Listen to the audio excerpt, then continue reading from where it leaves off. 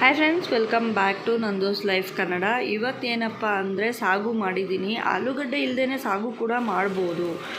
ಹೌದು, ಮಕ್ಕಳೆಲ್ಲ ಸಡನ್ನಾಗಿ ಕೇಳ್ತಾ ಇರ್ತಾರೆ, ಆದರೆ ಮನೆಯಲ್ಲಿ ಆಲೂಗಡ್ಡೆ ಇರೋದಿಲ್ಲ. ಹೇಗೆ ಸಾಗು ಮಾಡೋದಪ್ಪ ಅಂತ ಯೋಚನೆ ಮಾಡ್ತಾ ಇದ್ದೀರಾ ಫ್ರೆಂಡ್ಸ್? ಯಾರೆಲ್ಲ ಫಸ್ಟ್ ಟೈಮ್ ನನ್ನ ಚಾನಲ್ ನೋಡ್ತಿದ್ದೀರಾ, ಪ್ಲೀಸ್ ಸಬ್ಸ್ಕ್ರೈಬ್ ಮಾಡ್ಕೊಳ್ಳಿ. ಹಾಗೆಯೇ ಪಕ್ಕದಲ್ಲಿರೋ ಬೆಲ್ ಬಟನ್ನ ಕ್ಲಿಕ್ ಮಾಡಿ ನಾನು ಹಾಕುವಂಥ ವೀಡಿಯೋಸ್ ನಿಮಗೆ ಬರುತ್ತೆ.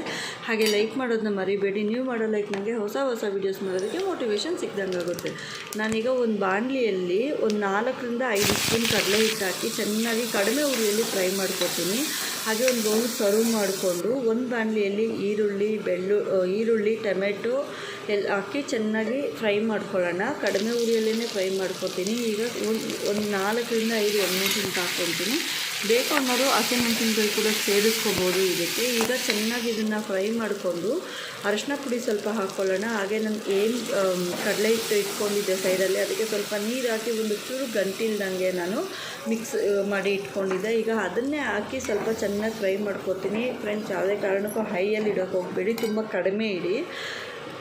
ನೀರು ಸ್ವಲ್ಪ ನೋಡಿ ಸೇರಿಸ್ಕೊಳ್ಳಿ, ಯಾಕೆ ಅಂದರೆ ಕಡಲೆ ಹಿಟ್ಟು ಬೇಗನೆ ಗಟ್ಟಿ ಆಗಿಬಿಡುತ್ತೆ. ಸೊ ಹಾಗಾಗಿ ಈಗ ಸ್ವಲ್ಪ ನೀರು ಹಾಕಿ ನಾನು ಚೆನ್ನಾಗಿ ಹುರಿತಾ ಇದ್ದೀನಿ. ಕಡಿಮೆ ಉರಿಯಲ್ಲೇ ಇಟ್ಕೊಂಡಿದ್ದೀನಿ. ನಾವು ಜಾಸ್ತಿ ಜೋರಾಗಿಟ್ಟರೆ ತಳ ಅಂಟುತ್ತೆ, ಇನ್ನೊಂದು ಬೇಗನೆ ಗಟ್ಟಿಯಾಗುತ್ತೆ.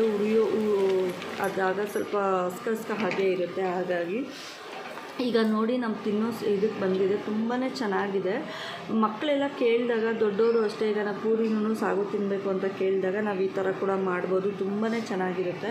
ಐ ಹೋಪ್ ಎಲ್ಲರಿಗೂ ಈ ವಿಡಿಯೋ ಇಷ್ಟ ಆಗಿದೆ ಅಂತ ಅಂದ್ಕೊತೀನಿ. Thank you so much. ಮತ್ತೊಂದು ವಿಡಿಯೋ ಇರುತ್ತೆ, ನಾನು ಇನ್ನೂ ಸಿಗ್ತೀನಿ. ಬಾಯ್ ಬಾಯ್.